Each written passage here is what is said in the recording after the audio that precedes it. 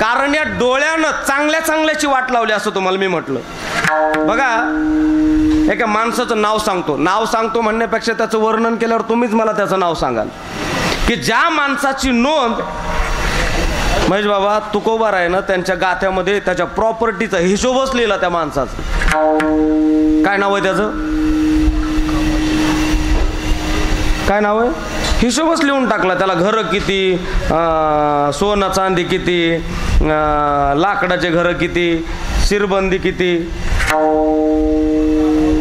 रावण, हा बघा, लंके माझी घरे किती ते ऐका आणि सांगत असे संख्या जैशी तैशी कोटी घरे ज्याची काशा आणि तांब्याची आणि शुद्ध कांचनाचे सप्त कोटी. नाव काय माणसाचं? रावण नाव आहे. बाबा रावण म्हणजे काय सर्वसामान्य माणूस नव्हता. तुम्ही मग नाव काढलं बघा, वक्ते आबा म्हणायचे. कीर्तनकारानं लय रावण रंगून सांगत जाऊन. बरं का सांगू नये माहितीये? म्हणले लोकांचंच काय कमी रावण आहे म्हणून पुन्हा तुम्ही त्याची भर टाकता त्याला. लक्षात, आधीच माकड, पुन्हा त्याला पाजली दारू आहे का नाही, पुन्हा त्याला चावला विंचूक, गप बसल का ते? म्हणून म्हणायचे ते रावण लय रंगून सांगायचं नाही. आणि खरं रावणाचं एक पार्ट असं आहे की ते लय रंगून सांगायसारखंच नाही. पण ऐका, एवढा विद्वान, त्याच्या विद्वत्तेच्या बाबतीमध्ये बोलायचं ठरलं तर किती विद्वत्ता बाबा. ज्यानं तुम्ही आता कोणती कथा ऐकली? भागवत आहे का नाही? शिवपुराण ऐकलं. मला वाटतं जे शिव तांडव लिहिलं का नाही बाबा, हे तांडव संता घेऊन सुद्धा म्हणता येत नाही एवढं अवघड असणार हे शिवतांडव. कुणाचं लिखाण आहे? रावणाचं लिखाण. म्हणजे विद्वत्तेच्या बाबतीमध्ये जबरदस्त. विद्वत्ताही तशीच आहे. संस्कारानं सुद्धा चांगलाच होता. संस्कारानं चांगला म्हणजे त्याची आई, तिचं नाव आहे कैकसी. दररोज महादेवाची ती उपासक होती. दररोज ती महादेवाला फुलं व्हायची. एके दिवशी एक फुल कमी पडलं तर ती म्हणली, बाळा रावणा, एक फुल कमी पडलंय, तेवढा आणून दे. स्वतः रावण तिला फुलं आणून द्यायला होता. एक फुल कमी पडलं तर मला वाटतं त्या रावणानं स्वतःचं शिर छेद केला आणि कोणाला देऊन टाकला? आईला दिला. मला सांगा, रावण चांगला का वाईट? आईला फुलं आणून द्यायचा, एक फुल विसरलं तर तो म्हणला, आई जायला अर्धा तास, यायला अर्धा तास वेळ लागतोय फुलं आणायला, एक तास तुझी पूजा रोखून ठेवायला, माझ्या बुद्धीला पटत नाही. त्यानं धारदार शस्त्र घेतलं, स्वतःचं मुंडकं कापलं आणि कोणाला दिलं? आईला दिलं. रावण चांगला का वाईट? चांगला आहे का? मग चांगला आहे तर एखादा वडवणीत रावण नावाचा माणूस आहे का? बघा असला. एखाद्याला जर म्हणलं ना तुझ्या पोराचं रावण नाव ठेवतो का, ते म्हणतं मी तुला 50 देतो, तुझ्याच पोराचं ठेव ना. म्हणजे रावण नाव ठेवायच्या सुद्धा लायकीचा राहिला नाही. नेमकं काय घडलं असं रावणाकडून की तो आज त्याचं नाव, त्याचा वंशच सुद्धा सापडत नाही बाबा. हा, त्याचं एकच कारण आहे, फक्त डोळा कारण आहे. डोळा. 80,000 बायका असताना आणि एकतर एवढी विश्वसुंदरी होतं, नाव होतं तिचं मंदोदरी. पण 80,000 पत्न्या असताना सुद्धा या रावणाची नजर बाबा सीतामातेवर पडली. आणि तुकोबाराय त्याचं वर्णन करतायत, त्याला दिवा लावायला माणूस राहिला नाही या कारणानं. बघा ना, आज आपल्याला प्रत्येकाचे वंशज सापडतात, सगळ्या संत परंपरेचे वंशज सापडतात. रावणाचा वंशज कुणी पाहिला का? हा, हे रावणाचे वंशज आहेत. नाही का? दिवा लावायला माणूस ठेवला नाही. दिवा लावायला त्याची रांडा पोरे मारिये, त्याची रांडा पोरे मारिये, त्याची रांडा पोरे मारिये, त्याची रांडा पोरे. रावणाचे घर बुडविले सारे, त्याची रांडा पोरे मारिये, त्याची रांडा पोरे मारिये. रावणाचे घर बुडविले सारे, त्याची रांडा पोरे मारिये, त्याची रांडा पोरे मारिये. रावणाचे घर बुडविले सारे, त्याची रांडा पोरे बारी दिवा लावायला सुद्धा माणूस राहिला नाही. फक्त एकच इंद्रिय कारण आहे, काय? डोळा. रावण म्हणजे सर्वसामान्य माणूस नव्हता. ज्या जातीत जन्माला आला ती जात सुद्धा स्टँडर्ड होत. फक्त कुळ जरा कोणत्या कुळात होता? राक्षस कुळीचा रावण, तो शुद्ध जातीचा ब्राह्मण, नित्य करी वेद पठण आणि ब्रह्म याचा नातू. पुलस्ती मुनीचा म्हणजे त्याचं सोयरे धायरे बी साकातात आणि भेकातात नव्हते, म्हणजे सगळे स्टँडर्डच होते, आहे का नाही?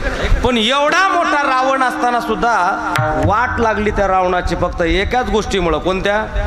फक्त डोळ्यामुळं. एवढा डोळा वाईट आहे. रावणाचा जर चांगुलपणा सांगायचं म्हटलं ना तर रावण चांगला बी तेवढाच होता बाबा. बघा लक्ष्मण भैया, प्रभू रामचंद्र सीता माता ज्या वेळेस वनवासाला गेले आणि त्या सीतेला पळून नेलं कंसाने, बरं का? पडा तुम्ही थोडा. कोण घेऊन गेला सीतेला? रावण घेऊन गेला. बघा म्हणजे डोकं बंद पडायसारखी कथा आहे. काही काही पाहिलं नाही तर हे कथा वाचल्यात असा विश्वासही बसत नाही खरंच असेल का म्हणून.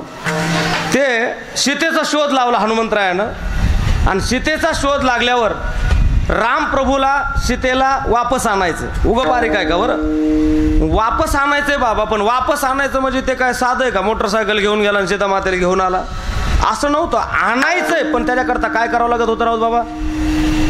युद्ध करावं लागत होतं. युद्ध. बरं रावणासोबत युद्ध करायचंय, साध्या माणसासोबत युद्ध नाही करायचं. शस्त्रसाठा भरपूर आहे, मनुष्यबळही भरपूर आहे आणि रामाचं पाहिलं तर इकडं मनुष्यबळही नाही आणि शस्त्रसाठाही नाही. पण प्रभू रामचंद्राच्या महेश महाराज एक डोक्यात युक्ती आली. म्हटले आपल्याला यज्ञ करायचा आहे, पण या यज्ञाकरता आपण युद्ध करायचं म्हणल्यावर ते यज्ञ केला तर सफल होईल असं त्यांच्या मनामध्ये एक संकल्पना. आणि मग रामप्रभूने यज्ञ करायचं ठरवलं. पण आता यज्ञ करायचा, मग आता यज्ञ करायचं एवढं सोपं आहे का? ते क्षेत्र म्हणजे माणूसाला माणूस पाहायला मिळत नव्हता.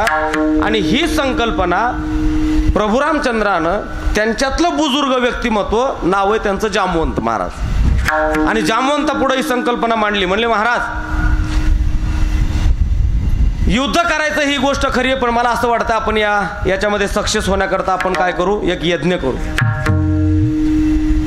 जामवंत महाराज म्हणले प्रभू यज्ञ करायचा आहे, अडचण नाही, पण या निर्जन क्षेत्रामध्ये आपल्याला ब्राह्मण कोण? हो बरं झालं म्हटले तुम्ही ब्राह्मणाचं नाव काढलं. म्हणले ब्राह्मण आपल्याला असा पाहिजे या यज्ञाकरता, तो शैवही पाहिजे आणि तो वैष्णवही पाहिजे. जामवंतानं तो डोक्यालाच हात लावला. म्हणले सर्वसामान्य ब्राह्मण सापडाना आणि वैष्णवन शैव आपल्याला कधी सापडणार आहे? ते म्हणले बघा तुमचं वय बुजुर्ग माणसं आहेत, सापडलं तर बघा, थोडासा दिमागाला लोड द्या. आणि जामवंतानं विचार केला आणि जामवंताला एक ब्राह्मण आठवला. नाव आहे त्याचं रावण म्हण. कुणाच्या यज्ञाला बोलवायचं आहे का नाही? डोकं बंद पडायसारखंच काम. कुणाच्या यज्ञाला? रामप्रभूच्या. कुणाला बोलवायचंय? ज्याच्यावर विजय मिळवायचा आहे त्यालाच बोलवायचं यज्ञाला. ते जामवंत म्हणले ब्राह्मण आहे, पण ते येईन का नाही सांगता येत नाही. जरा आडमोठाकडे. म्हणले कोण आहे? म्हणले लंकेचा राजा रावण. रामप्रभू म्हणले बघा बनितो तो अब्दुल गनी, त्याला काय होतं ऐक, एकदा खडा टाकून तर बघा. आणि जामवंत रावणाकडे जात आहेत आणि रावणाला म्हणू लागले, फुगू लागले ना. कसं आता काम जर करून घ्यायचं असलं तर जरा फुगवावं लागतं. कीर्तन चांगलं करून घ्यायचं असेल तर यांना म्हणावं लागतं मृदंग विशारद, मृदंग अलंकार, ताल सम्राट, गायनाचार्य, गायन सम्राट हे म्हणावं लागतं. हे जर म्हणलं तर मग कीर्तन जरा बरं होतं. आणि जर म्हणलं ना काय वाजवता राव, ते लगेच म्हणते द्या बघतो पकवास, हे तो गट्टा, तुझी कणिक बस खात तिकडे आहे का नाही? ते चालत नाही. जर चांगलं करून घ्यायचं असेल तर काय करावं लागतंय? स्तुती करावं लागते, स्तुती. तसं जामवंत महाराज रावणाची स्तुती करायला लागले. क्या बात आहे, वा काय म्हणले तुमचं ऐश्वर. आणि असं म्हटलं की तो रावण फुगायचं. एवढं फुगवलं पण ते रावण बी हुशार होता. त्याच्या लक्षात आलं हे अति नम्रता, जरा लक्षात आलं त्याच्या. तो म्हटला दादाजी काम काय ते मला सांगा. जामवंतानं काम सांगितलं. म्हणले काम असं आहे. म्हणले राजन माझ्याकडं 2 यजमान आहेत आणि ते यजमान यज्ञ करायचा असं त्यांची इच्छा आहे. पण त्या यज्ञामध्ये त्यांना असा संकल्प केला की त्या यज्ञाकरता ब्राह्मण जो पाहिजे तो शैवही पाहिजे आणि वैष्णवही पाहिजे. आणि मला या जगामध्ये तुमच्यासारखा विद्वान आणि शैव आणि वैष्णव ब्राह्मण मला कुठंच दिसला नाही. तुम्ही फार चितबितनं सुरू केलं बघायचं बरं. पण रावण हुशार, तो म्हटला यज्ञ करायचा आहे, 2 यजमान. ते 2 यजमान म्हणल्यावर त्याची टोप पेटली बाबा. कुणाची? रावणाची. रावण म्हणला दादाजी ह्या यज्ञाचा उद्देश लंका विजय तर नाही ना? तुम्ही ऐकताय ना सगळे? जामवंत हसले म्हणले हो लंका विजयच. काही अडचण नाही म्हटले मी येतो. आपण म्हणलं असतो का येतो? साधा बांध कोरला तर फार कुराडीचं तोंड बघत नाहीत भावाचं सख्या आपण, आहे का नाही? पण रावण म्हणला बिंदास्त राहा म्हणले तुम्ही, मी त्या यज्ञाकरता ब्राह्मण म्हणून येतो. आणि मग जामवंताची भाषा बदलली. जामवंत म्हणले आचार्य, आता आचार्य झाला, आता राजा नाही राहिला. म्हणले आचार्य त्या यज्ञाकरता सामुग्री काय लागते ते आम्हाला सांगा. रावणाचे शब्द आहेत. रावण म्हटला दादाजी तुमचे जे यजमान आहेत ना त्यांना सकाळी खाल्लं तर संध्याकाळची पंचायत आहे. आणि त्यांच्याकडे काय सामुग्री आहे? आणि ज्या यजमानाकडे सामुग्री नसती त्या ब्राह्मणानं त्या यजमानाकडे स्वतः सीधा सामुग्री घेऊन जावं, हा ब्राह्मणाचा धर्म आहे. कोण म्हणताय असं? रावण डोक्यात ठेवा बरं. पण तुम्ही हा आणि तुम्ही जा म्हणले बिंदास, तुम्ही सामान घेऊन येतो म्हणले पूजाचं. आणि जामवंताला पाठवलं आणि रावणाने लगेच हाक मारली इंद्रजिताला. इंद्रजित आला. म्हणला काय पप्पा सांगा. ते म्हणले आत्ताच्या आत्ता अशोक वाटिकामध्ये जायचं आणि त्या सीतेला निरोप सांग. मुहूर्त बी काढलं त्यानं. मुहूर्त काढायला त्याला काय लय वेळ आहे काय? 9 ग्रह त्याच्या पायाखाली आहेत. त्याला बोल म्हणले. पटापटा सगळ्यांना सांगितले 5चं मुहूर्त. आणि सांग म्हणले तिला 4 वाजता तू बरोबर नवीन कपडे घालून सुचिरभूत अवस्थेमध्ये तयार हो, मी तुला 5 वाजता घेऊन जायला येतो. आणि इंद्रजित वापस येतोय तर रावण तिथे गेला. आणि रावण म्हणला ऐकलं का? म्हणले हो सगळं कळालं. म्हणले उरकून ठेव. पण मुबा तुला तिथपर्यंतच आहे, यज्ञाची पूर्ण आहुती झाली की तू परत इंद्रजिताच्या रथात बसायचं आणि वापस यायचं. ठरलं. रावण गेला. यज्ञाचे ते कुंड वगैरे तयारी केलेलेच होते. रावणानं सगळे ते पूजा सामुग्री मांडली. आणि मांडल्यावर मग रामप्रभूला यजमानाला ह्याच्यावर बसवलं, कशावर? पाटावर. आणि मग रामप्रभूला रावण काय म्हणतो? म्हणले आज यजमान आपकी भार्या काय? बायको कुठे आपली? रामप्रभूनं खाली मान घातली. म्हणले बायको नाही माझ्याकडे म्हणले सध्या. लगेच रावणाने इंद्रजिताला हाक मारली. इंद्रजिता म्हणूस तर त्यानं ते लगेच पार्सल घेऊन आला. कोण? ते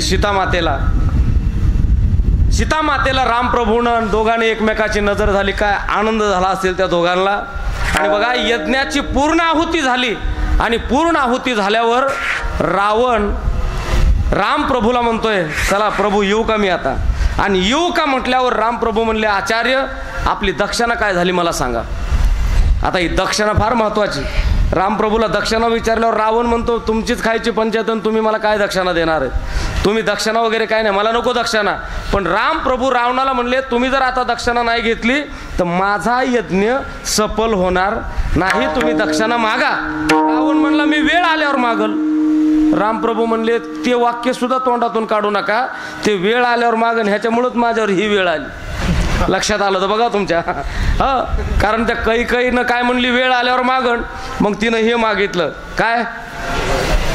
भरताला गादीन रामाला वनवास. म्हणले ते वेळेचंच भोगतोय म्हणलं मी हे, तुम्ही वेळेचं सांगू नका, तुम्ही आत्ताच मागा तुम्हाला काय मागायचं. तर रामप्रभूला रावणानं जी दक्षिणा मागितली ना ही फार सुंदर दक्षिणा मागितली. ती दक्षिणा ऐकल्यावर तुम्ही टाळ्या वाजवाल. रामप्रभूला रावण म्हणतो म्हणले मला दक्षिणा एकच द्या प्रभू, ज्यावेळेस माझा अंतकाळ येईल त्यावेळेस फक्त माझ्या डोळ्यासमोर तुम्ही दोघं जण भावंड माझ्या डोळ्यासमोर असावीत, हीच माझी अंतिम इच्छा आहे, हीच माझी दक्षिणा. मला सांगा चांगलं का वाईट? चांगलं आहे ना, तरी सुद्धा नाव ठेवायच्या लायकीचा राहिला नाही. लक्ष देते तुमच्या? एवढा रावण तुम्ही चांगला ऐकला पण तरी सुद्धा चांगला नाही का? फक्त एकाच गोष्टीमध्ये गेला. कोणत्या? डोळा नावाचं इंद्रिय जे आहे या गोष्टीवर गेला. आणि मला वाटतं या सगळ्या गोष्टीचा अभ्यास करून तुकोबारायनं या डोळ्यावर भर दिला असावा की भगवंता ह्या डोळ्यानं हे नश्वर जगत पाहण्यापेक्षा तुझं अबाधित सौंदर्य आम्हाला पाहायला मिळावं. कारण हा डोळा एवढा वाईट आहे, एवढा वाईट आहे की या डोळ्यानं आतापर्यंत कुणाचंच चांगलं केलेलं नाही.